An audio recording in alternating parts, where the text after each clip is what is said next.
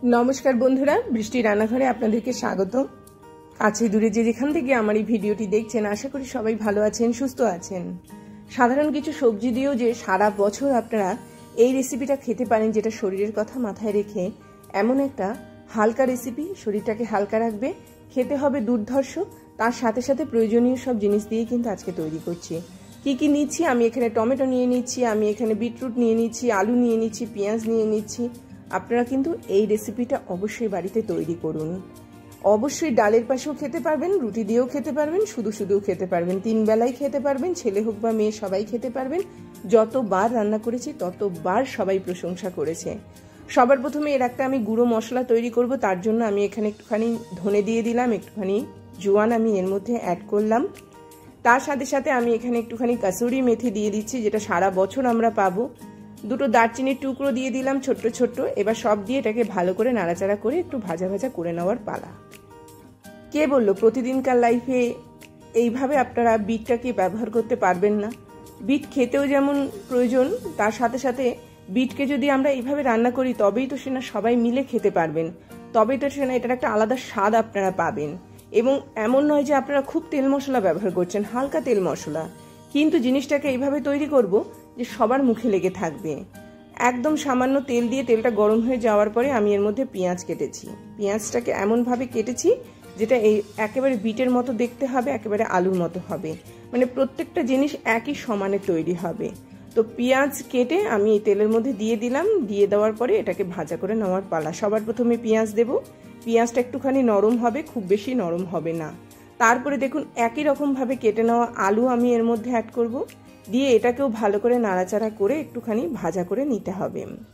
দুটো জিনিসই একটু হালকা ভাজা করে নেব, খুব বেশি কড়া ভাজা এই ক্ষেত্রে প্রয়োজন নয়। এবং আমি আগে থেকে সেদ্ধ করব না, আগে সব সবজিগুলো দিয়ে দেওয়ার পরে আমি সবজিগুলোকে সবার শেষে ঢেকে সেদ্ধ করে নেব। তো এরকমভাবে বিটটাকেও আমি ঠিক আলু আর পেঁয়াজের মতো কেটে এর মধ্যে অ্যাড করেছি। সব দিয়ে দেওয়ার পরে এটাকেও ভালো করে ভাজা করে নেব।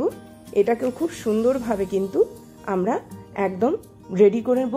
এই কারণে, তার কারণ হচ্ছে এটাকে যাতে আমরা একইভাবে একই সময়ের মধ্যে সেদ্ধ করে নিতে পারি। সামান্য একটুখানি হলুদ নুন আমি এক্ষেত্রে ব্যবহার করছি, যাতে করে এটা খুব তাড়াতাড়ি নরম হয়ে যায় এবং এটার মধ্যে খুব সুন্দর একটা কালার আসে।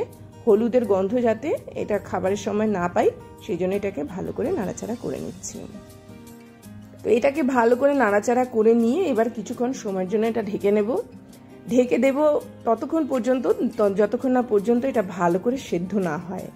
তো মোটামুটি 10 মিনিটের জন্য ঢাকলে সব থেকে বেশি ভালো। আর যদি মনে করেন যে না কিছুক্ষণ সময়ের জন্য ঢেকে রাখবো, আবার কিছুক্ষণ নাড়াচাড়া করব, আবার কিছুক্ষণ সময়ের জন্য ঢেকে রাখবো, সেভাবেও আপনারা তৈরি করতে পারেন।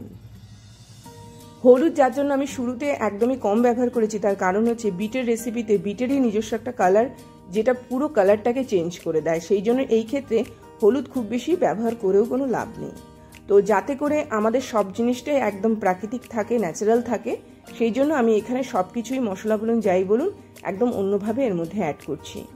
এইবার আমি এখানে টমেটোর কুচিগুলোকে দিয়ে দিলাম, দিয়ে দেওয়ার পরে এটাকেও একবার দুবার করে নাড়াচাড়া করে নেব।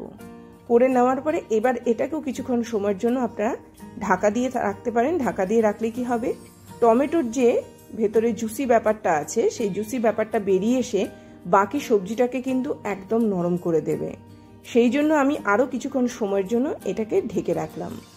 যখন এটা অনেকটা পরিমাণে টমেটোটা একদম নরম হয়ে আসবে, মানে অন্য সবজিটা আরও বেশিক্ষণ সময় পেয়েছে নরম হওয়ার, এবং অন্য সবজিটাও কিন্তু একদম নরম হয়ে যাবে। দেখুন এটা ফ্রাইং প্যানে গা মানে লাগতে শুরু করেছে, মানে এটা নরম হয়ে গেছে। বিট মূলত একটুখানি সময় লাগে নরম হওয়ার। যদি মনে করেন আগের থেকে একটুখানি ভাপিয়ে নিতে পারেন, তবে যেহেতু আমি একদম সরু করে কেটেছি, নরম হতে কিন্তু বেশিক্ষণ সময় লাগবে না। এবার এটাকেও ভালো করে ভাজা ভাজা করে নিলাম। নিয়ে নেওয়ার পরে এইবারে আমি এর উপর দিয়ে একটুখানি লঙ্কা গুঁড়ো ব্যবহার করছি ঝাল হওয়ার জন্য। আপনারা কাঁচা লঙ্কা কুচিও এর মধ্যে ব্যবহার করতে পারেন, আমি দুটোই দিলাম যাতে একটু ঝাল ঝাল মতো হয়। তো এইবারে ঝালের মানে অ্যাড করার পরে ঝালটা এটাকে আরও একবার দুবার নাড়াচাড়া করে নেব, যাতে পুরোটাই খুব সুন্দরভাবে এটার সাথে মিশে যায়। যখন এটা একদম মিশে গেল, দেখুন এটা একদম যখন পুরো সবজির সাথে মিশে গেছে, তখন যেটা করতে হবে সেটা হচ্ছে সামান্য একটুখানি নুন আমি এর মধ্যে অ্যাড করব, করে মশলাটা আমি এর মধ্যে দিয়ে দেব। যেই মশলাটা দেব এটা একদম ড্রাই হতে শুরু করবে। তাহলে প্রতিদিনকার লাইফে আমরা যদি ঘুরিয়ে ফিরিয়ে খাবারগুলো খাই তাহলে কিন্তু এগুলো শরীরটাকে অনেকটা পরিমাণে হেলদি রাখে, এবং সবচেয়ে বড় কথা হচ্ছে শরীরের রক্তের যোগানটাকে বাড়ানোর জন্য এই বিটের ভূমিকা কিন্তু খুবই ভালো। প্রতিদিনকার লাইফে অনেকেই বলে বিটের রস খেতে, তো সুগারের মানুষদের একটাই সমস্যা কি, যেহেতু এটা মাটির নিচে জন্মায় সেহেতু এটা অনেকেই অ্যাভয়েড করে। তবে জীবনের শুরুতে যদি আমরা এইভাবে খাবারগুলোকে গ্রহণ করতে পারি, যার মধ্যে আমি চিনি ছাড়া খাবারগুলো তৈরি করছি, তো সেগুলো তো আমাদের সুগারের মাত্রাটাকে ব্যালেন্স করছে। সুগার আসতে ভয় পাবে, যদিও আসে সে বহু দেরিতে আসবে।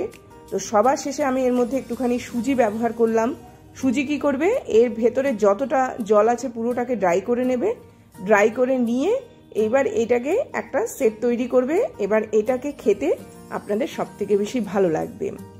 তারপরেও আমি সামান্য একটুখানি জল দিলাম সুজিটা সেদ্ধ হওয়ার জন্য। এটা সব মিলিয়ে আপনারা এই জিনিসটাকে খুব সুন্দরভাবে খেতে পারেন। এবং সব থেকে বড় কথা হচ্ছে আপনারা এটাকে নর্মালি খাবেন, না আপনাদের ভাত খেতে হবে, না আপনাদের রুটি খেতে হবে। যারা ডায়েট করছেন তাদের জন্য কিন্তু এই রেসিপিটা একদম আদর্শ। হালকা তেল মশলা দেওয়া অন্য রকমের খাবার, খেতে সুস্বাদু। সব থেকে বড় কথা হচ্ছে ঘুম থেকে উঠে এই ধরনের একটা হেলদি খাবার খেলে পরে কিন্তু শরীরটা অনেকটা পরিমাণে একদম সারাদিনের জন্য ঝরঝরে থাকবে।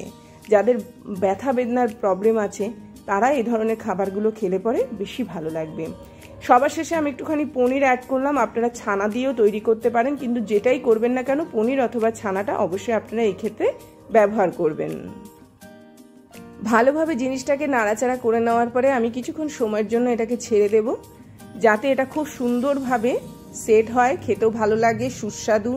একদিকে ক্যালসিয়াম, অন্যদিকে বিটের রস যেটা শরীরের রক্তের যোগান দেবে, একদিকে হাড় মজবুত করবে।